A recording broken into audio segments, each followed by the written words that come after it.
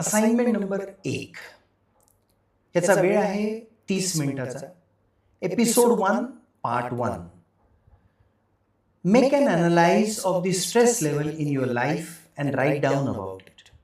अगदी सुरुवातीला इंट्रोडक्शन समजून घेताना आपल्याला आपल्या लाईफचं एक असेसमेंट करायचं आहे आणि आपल्या लाईफमध्ये स्ट्रेस लेवल किती आहे, त्या स्ट्रेसचा, ताणाचा त्रास आपल्याला किती होतो आहे हे लिहून काढायचं आहे.